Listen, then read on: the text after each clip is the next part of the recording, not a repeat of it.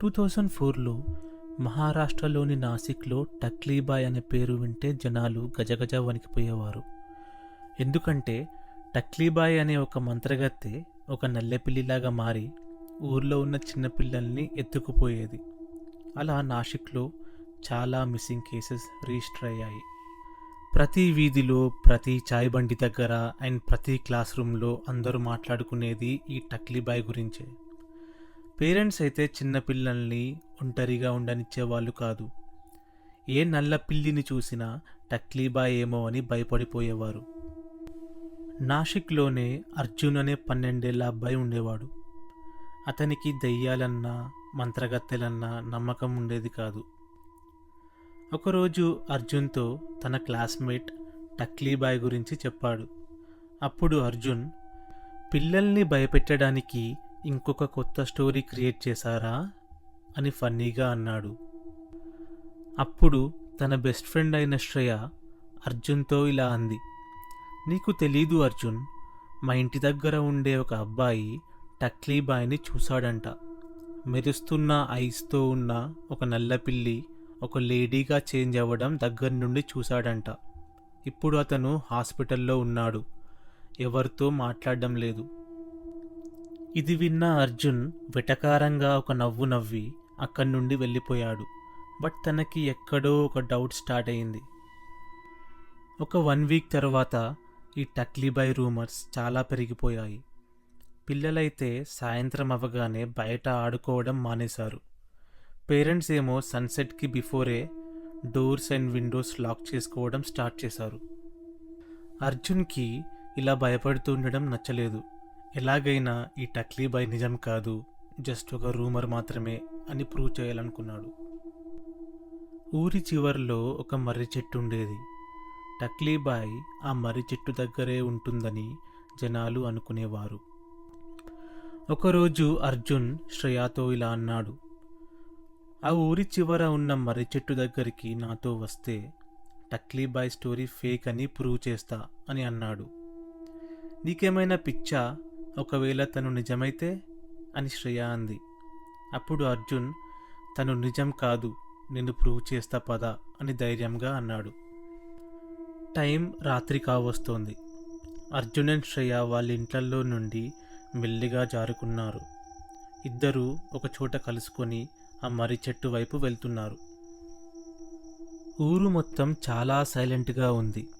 Road మీద and ఊరు సందుల్లో మనుషులు కానీ వెహికల్స్ కానీ ఏవీ లేవు. వాళ్ళిద్దరికీ వాళ్ళు నడుస్తున్న చప్పుడు తప్ప ఇంకేం వినిపించట్లేదు.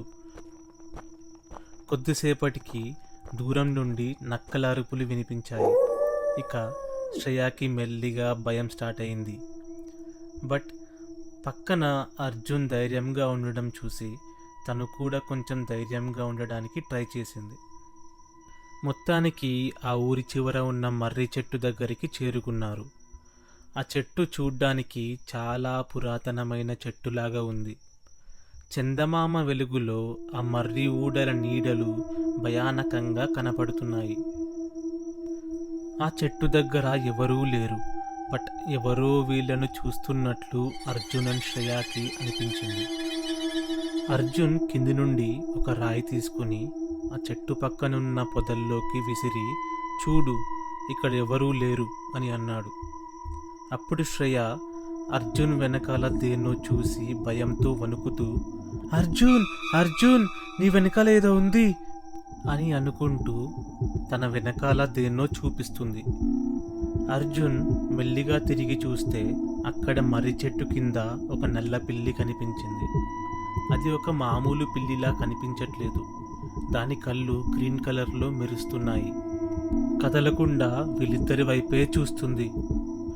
అది ఉట్టి పిల్లి మాత్రమే అని అర్జున్ వణుకుతున్న గొంతుతో అనుకుంటూ మెల్లిగా ఆ పిల్లి వైపు ఒక అడుగు వేశాడు. అప్పుడు ఆ పిల్లి ఒక రకమైన గొంతుతో చిన్నగా అరిచింది. కానీ ఆ అరుపు పిల్లిలా మాత్రం లేదు, ఏదో గరుకైన మనిషి గొంతులా ఉంది.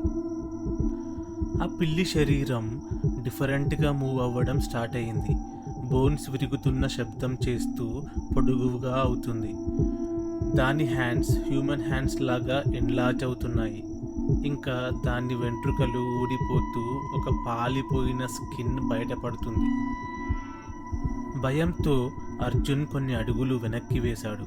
ఆ నల్లపిల్లి మొత్తానికి ఒక బట్టతలతో, భయంకరమైన కళ్ళతో, గగురు పొడిచే నవ్వుతో, పదునైన పళ్ళతో ఉన్న ఒక ఉమెన్ లాగా ట్రాన్స్ఫార్మ్ అయ్యింది. మీకు ఎంత ధైర్యం ఉంటే నా దగ్గరికే వస్తారు అని భయంకరమైన గొంతుతో అర్జున్ అండ్ శ్రేయాని పట్టుకోవడానికి ముందుకు వస్తుంది. ఇద్దరూ భయంతో ఒకరి చెయ్యి ఒకరు పట్టుకొని ఫాస్ట్గా అక్కడి నుండి పరిగెడుతున్నారు. వాళ్ళ వెనకాల పెద్ద పెద్ద అడుగులు వేసుకుంటూ, భయంకరంగా నవ్వుతూ, తన పదునైన గోర్లతో భూమిని గీసుకుంటూ టక్లీబాయ్ వాళ్ళిద్దరిని వెంబడిస్తుంది. అర్జున్ వెనకాలకి చూసినప్పుడల్లా టక్లీబాయ్ వీళ్ళకి మరింత దగ్గరికి వచ్చేస్తుంది. వీళ్ళు విలేజ్లోకి ఎంటర్ అయ్యారు. వీళ్ళు పరిగెడుతున్న సందుల్లో టక్లీబాయ్ నవ్వులు మాత్రమే వినబడుతున్నాయి. అర్జున్ అండ్ శ్రేయాకి పరిగెత్తి ఆయాసం వచ్చేస్తుంది. కానీ టక్లీబాయ్ మాత్రం వీళ్ళని వెంబడిస్తూనే ఉంది. ఫైనల్గా శ్రేయ వాళ్ళ ఇంటి దగ్గరికి రీచ్ అయ్యారు. డోర్స్ని గట్టిగా కొడుతూ ఓపెన్ చేయమని గట్టిగా అరుస్తున్నారు. ఆల్మోస్ట్ టక్లీబాయ్ వీళ్ళిద్దరి దగ్గరికి వచ్చేసింది. బట్ లక్కీలీ శ్రేయ వాళ్ళమ్మ ఫాస్ట్గా డోర్స్ ఓపెన్ చేయడం వల్ల వాళ్ళిద్దరూ లోపలికి వెళ్ళిపోయి కింద పడిపోయారు. శ్రేయ వాళ్ళమ్మ వెంటనే డోర్స్ క్లోజ్ చేసేసింది. శ్రేయ వాళ్ళమ్మ ఏమైంది అని కంగారుగా అడిగింది. అర్జున్ అండ్ శ్రేయ ఆన్సర్ చేసే లోపే డోర్ మీద ఎవరో గోర్లతో గీకుతున్నట్లు వినిపించింది. వెంటనే ఒక స్వీట్, కామింగ్ అండ్ మెలోడిక్ వాయిస్తో, పిల్లలు, మీ ఫ్రెండ్ని బయటే మర్చిపోయారు, నన్ను లోపలికి రానివ్వండి అని టక్లీబాయ్ మాట్లాడుతుంది. శ్రేయ వాళ్ళమ్మకి వెన్నులో వణుకు పుట్టి వెంటనే ఏవో దేవుడి మంత్రాలు చదువుతూ ఇంటి గుమ్మం దగ్గర సాల్ట్ వేసింది. టక్లీబాయ్ కోపంతో ఇంకా గట్టిగా డోర్స్ని స్క్రాచ్ చేయడం స్టార్ట్ చేసింది. బట్ కాసేపటికి మొత్తం సైలెంట్ అయిపోయింది. ఇక అర్జున్ భయపడుతూ ఆ రాత్రంతా శ్రేయ వాళ్ళ ఇంట్లోనే పడుకున్నాడు. నెక్స్ట్ డే మార్నింగ్ ఊర్లో వాళ్ళందరికీ జరిగింది తెలిసింది. పోలీసులు అండ్ మున్సిపాలిటీ వాళ్ళు వచ్చి ఆ మర్రి చెట్టుని నేలమట్టం చేసేశారు. ఆ చెట్టు పైన పెద్ద పెద్ద గోర్లు గుర్తులున్నాయి అండ్ ఇంకేవో పిచ్చి మంత్రాలు రాసున్నాయి. ఊర్లో వాళ్ళు ఆ నరికేసిన చెట్టుని తగలపెట్టేశారు. ఇక అప్పటి నుండి ఆ నల్ల పిల్లిని కానీ టక్లీబాయ్ని కానీ ఎవరూ చూడలేదు. కానీ టక్లీబాయ్ సృష్టించిన భయం నుండి బయటపడడానికి ఆ ఊర్లో వాళ్ళకి చాలా టైం పట్టింది. అర్జున్కి అలా జరిగినప్పటి నుండి ఎవరైనా గోస్ట్ స్టోరీస్ చెప్తే వెటకారంగా నవ్వడం మానేశాడు.